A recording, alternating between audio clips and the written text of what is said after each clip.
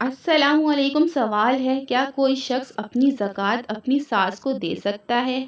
کیا بیوی کے زیور کی زکوٰۃ خاوند دے سکتا ہے اور بیوی کے ماں باپ کو بھی دے سکتا ہے یا نہیں؟ میری ساس مستحق زکوٰۃ ہے، میں ملازمت کرتا ہوں اور میری بیوی کے پاس زکوٰۃ ادا کرنے کے پیسے نہیں ہیں۔